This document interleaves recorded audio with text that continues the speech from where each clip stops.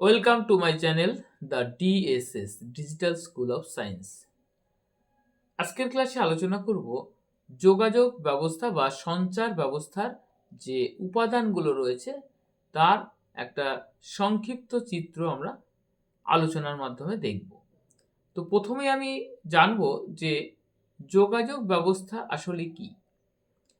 আমরা খুব প্রাচীনকাল থেকে যদি দেখে আসি, তাহলে মানুষ যখন কথা বলতে শিখলো তখন তার মনের ভাবকে তার পাশে থাকা কাউকে তারা বিভিন্ন আকার ইঙ্গিতে বোঝাতে শুরু করলো। এরপর আমরা যখন আস্তে আস্তে কথা বলতে শিখে গেলাম, তারপরে আস্তে আস্তে কিছুটা যখন শিক্ষা অর্জন করছি, তখন আমাদের মনের ভাবকে দেওয়ালে লেখার মাধ্যমে, বিভিন্ন পাথরে খোদাই করার মাধ্যমে আমরা সেগুলো প্রকাশ করেছি। এছাড়া যখন মানুষ আরও উন্নত হয়েছে, তখন মানুষ চিঠির মাধ্যমে এক জায়গা থেকে আরেক জায়গায় তার বার্তাকে প্রেরণ করেছে। আমরা যদি ইতিহাস দেখি, সেখানে দেখব পায়রার মাধ্যমেও বিভিন্ন জায়গায় বার্তা বা সংকেত পাঠানো হতো। আজকে আমরা আধুনিক যুগে পড়ে রয়েছি, যেখানে একটা কথা বা সংকেত সেটা পাঠানোর জন্য আমরা বিভিন্ন মাধ্যম ব্যবহার করছি। মোবাইল ফোন আছে, আমাদের টেলিভিশনে কোনো একটা জিনিস সম্প্রচার হচ্ছে, সেটা আমরা অনেক দূর থেকে সেটা শুনতে পাচ্ছি, বা রেডিও সম্প্রচার শুনতে পাচ্ছি। তো এইগুলো হচ্ছে এইটাই হচ্ছে যোগাযোগ ব্যবস্থা। এই যোগাযোগ ব্যবস্থা দু রকমের হতে পারে। একটা হচ্ছে একমুখী, আর একটা হচ্ছে তোমার বহুমুখী, মানে একমুখী মানে উভমুখী। একমুখী মানে কি? যেমন ধরো একটা টিভিতে কোনো একটা প্রোগ্রাম চলছে, তাহলে একটা টিভির যে প্রোগ্রামটা চলছে, সেই প্রোগ্রামটা কিন্তু তোমার সেটা একমুখী। কারণ হচ্ছে টিভি থেকে আমরা যেটা শুনতে পাচ্ছি, আমরা কিন্তু কোনো রিপ্লাই দিতে পারি না। আর যখন আমরা ফোনে কথা বলি, তখন উভয় পার্শ্বের মানুষই কিন্তু তাদের সংকেত বা বার্তা আদান প্রদান করতে পারে। তো যাই হোক, এবার আমরা যখন কথা বলছি, আমাদের দেখো, তুমি যখন কথা বলো বাড়িতে, তখন তোমার কথাটা তোমার বাড়ির মধ্যে, অর্থাৎ এক ঘর থেকে আরেক ঘরে হয়তো শোনা যায়, কিন্তু তুমি যদি স্কুলের মাঠে এক প্রান্ত থেকে কথা বলো, আর এক প্রান্তে কিন্তু শোনা যাবে না, বা গেলেও খুব আস্তে যাবে। কিন্তু আমরা এই কথা বা আমাদের এই বার্তাকে যদি আমরা অনেক দূর পর্যন্ত পাঠাতে চাই, তাহলে কিন্তু আমাদের একটা যোগাযোগ ব্যবস্থা আরো উন্নত মানের করতে হবে। কিভাবে করব আমরা? দেখো, আমরা প্রথমে যখন কথা বলছি, ধরো তুমি মাইক্রোফোনের সামনে কথা বলছো, তো আমাদের এই কথা, এইটাকে বলা হয় তথ্য সংকেত বা ডেটা ওয়েভ। আমি যদি আমার ফোনটা নিয়ে আমি কাউকে ডায়াল করি, তো আমার এই যে কথাগুলো, এটা হচ্ছে তথ্য সংকেত বা ডেটা ওয়েভ। বা আমি এখন যে ভিডিওটা করছি, আমি যে কথাটা বলছি, সেটা হচ্ছে তথ্য সংকেত। এবার আমার এই তথ্য সংকেতকে আমার মোবাইলের মধ্যে থাকা যে ট্রান্সমিটার সিস্টেম রয়েছে, সেখানে, বা মাইক্রোফোন যেটা আছে সেখানে, সেটা কি হচ্ছে, তথ্য সংকেতটা ডেটা সংকেত বা ডেটা সিগনালে কনভার্ট হচ্ছে, অর্থাৎ তড়িৎ চুম্বকীয় তরঙ্গে এটা কিন্তু আমার রূপান্তর হচ্ছে। এরপরে এই তথ্য সংকেতকে কি করা হচ্ছে না, মডিউলেশন, বিরূপক বা মডিউলেটরের মাধ্যমে বিরূপণ করা হচ্ছে। বাংলায় বলা হচ্ছে বিরূপণ, ইংরেজিতে বলা হয় মডিউলেশন। এবার এই মডিউলেশনটা কি, দেখো ভালো করে বোঝো। আমরা ধরো তোমাকে বলা হলো যে তুমি বাজার থেকে কিছু নিয়ে এসো, বা পাশের দোকান থেকে কিছু নিয়ে এসো। তো তুমি কি করবে? তুমি স্বাভাবিকভাবে, যদি খুব কাছে হয় তাহলে হেঁটে যাবে, একটু দূরে হলে কি করবে, সাইকেলে যাবে। যদি তোমার বাড়ি থেকে সেই দোকানটা হয়তো 5 কিলোমিটার বা 10 কিলোমিটার দূরে হলো, তখন তুমি হয় মোটর সাইকেলে যাবে, অথবা হয়তো কোনো গাড়ি ভাড়া করে যাবে। এটা যদি তোমার বাড়ি থেকে ধরো 100 কিলোমিটার দূরে হয়, তখন অবশ্যই তোমাকে আরো অন্য কোনো গাড়িতে তোমাকে যেতে হবে। মানে কি, একটা, মানে তুমি যাচ্ছ, তোমাকে কি করতে হচ্ছে, কারোর উপর চেপে তোমাকে যেতে হচ্ছে। ঠিক সেইটাই, এই যে আমরা যে তথ্য সংকেত, এই সংকেতটাকে যখন আমরা দূরে কোথাও পাঠাবো, তখন আমাদের একটি বাহক তরঙ্গের প্রয়োজন হয়। এই হচ্ছে বাহক তরঙ্গ। আমরা যখন কোনো একটা জায়গায় দূরবর্তী স্থানে পাঠাচ্ছি তখন আমাদের কি করছি, আমরা একটা উচ্চ কম্পাঙ্কের একটা বাহক তরঙ্গের উপরে আমাদের এই সংকেতটাকে আমরা পাঠাচ্ছি। 1 মিনিট।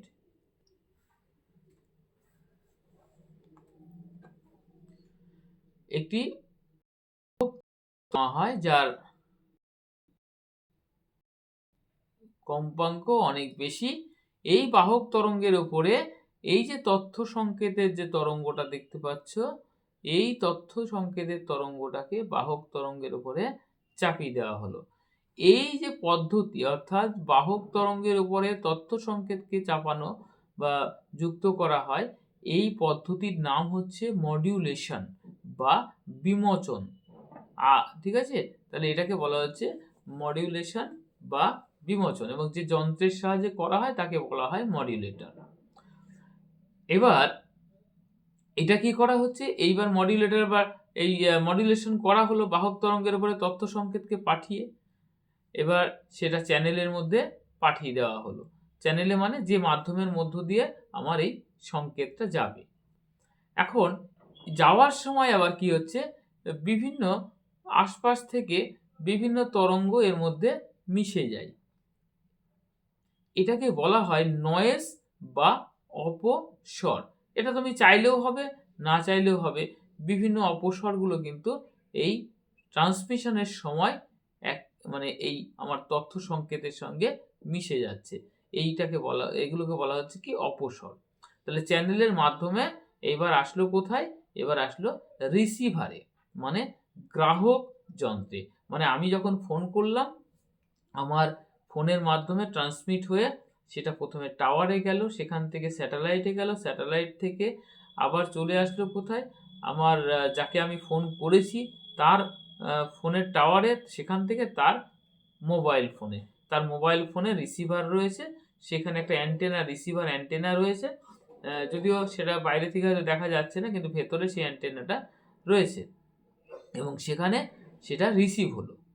তাহলে এই যে তথ্য সংকেতটা এবার কি হলো, গৃহীত হলো। এইবার কি আছে না, সেখানেও আবার কিছু ইনস্ট্রুমেন্ট রাখা আছে, যেখান থেকে ওই যে অপস্বরগুলো মিশে গিয়েছিল, তাহলে সেগুলো যদি মিশেই থাকে তাহলে তো তুমি বিকৃত একটা সংকেত শুনতে পাবে বা দেখতে পাবে। তাই কি করা হয়, অপস্বরগুলোকে ক্যান্সেল করে দেওয়া হয়। এই যে অপস্বরগুলো মিশেছিল, ঠিক আছে, নয়েজগুলো, এটাকে বলা হয় ডি নয়েজ। তাহলে অপস্বরগুলোকে কি করা হলো, দেখো, বের করে দেওয়া হলো। ঠিক আছে, এরপরে আসছি, আমি তো গাড়ি করে এক জায়গায় গেলাম, তো গিয়ে আমি কি গাড়ি নিয়েই বাড়ির মধ্যে ঢুকে যাব? না, আমাকে গাড়ি থেকে নামতে হবে। অর্থাৎ এই যে বাহক তরঙ্গের উপরে তথ্য সংকেতকে পাঠানো হয়েছিল, এইটাকে কি করা হলো, আলাদা করে দেওয়া হলো। বাহক তরঙ্গ থেকে আলাদা করে বাহক তরঙ্গকে ছেড়ে দেওয়া হলো। এই পদ্ধতিটার নাম হচ্ছে বিমোচন বা ডিমডুলেশন। বিমোচন, এটা ছিল বিরূপণ, এটা হচ্ছে বিমোচন, ডিমডুলেশন। ঠিক আছে, তাহলে ডিমডুলেশন কি হলো, মানে মডুলেশন মানে তুমি বাহক তরঙ্গের উপরে তথ্য সংকেতকে চাপিয়ে দিলে পাঠানোর জন্য, এটাকে বলা হলো, মানে সেই গাড়ি লোড করা আর আনলোড করার মতো। গাড়ি যখন তুমি লোড করলে মানে এটা মডুলেশন হলো, এবার গিয়ে গাড়ি থেকে মালপত্র আনলোড করলে সেটাকে বলা হলো ডিমডুলেশন, মানে বাহক তরঙ্গ থেকে তথ্য সংকেতকে আলাদা করে নিলে এটাকে বলা হচ্ছে ডিমডুলেশন। ঠিক আছে, এইবার এইটা কি হলো, এই ডিমডুলেশন করে তুমি বাহক তরঙ্গকে আলাদা করে দিলে। আচ্ছা, এবার এইটা তো আমাদেরকে আবার যখন আমি শুনবো, মানে আমি যে কথাটা বললাম সেটা তো আমি যাকে বললাম সে তো শুনবে, তাহলে তার জন্য কি করতে হবে, তাকে আবার তথ্য তরঙ্গে রূপান্তর করতে হবে। মানে এই যে সাউন্ড, যেটা লাউড স্পিকারে যে কাজটা করে, মাইক্রোফোন কি করলো, মাইক্রোফোন তথ্য তরঙ্গকে তথ্য সংকেতে কনভার্ট করলো। আর লাউড স্পিকার যেটা তুমি শুনছো, এই লাউড স্পিকারের কাজ হচ্ছে এই তথ্য সংকেতকে তথ্য তরঙ্গে রূপান্তর করা। এবং এইভাবেই এই ডিজিটাল যে সংকেত বা সিগন্যাল এক স্থান থেকে অন্য স্থানে পাঠানো হয়। তো তোমাদের প্রশ্ন আসবে এইভাবে, যোগাযোগ ব্যবস্থা বা সঞ্চার ব্যবস্থার উপাদানগুলোর সামগ্রিক গঠনের একটি ব্লক চিত্র অঙ্কন করো। তাহলে তোমরা এই চিত্রটা যদি ভালো করে আঁকতে পারো, এটাতে কিন্তু 3 নাম্বারের কোশ্চেন তোমাদের থাকে। আশা করি বুঝতে পেরেছো।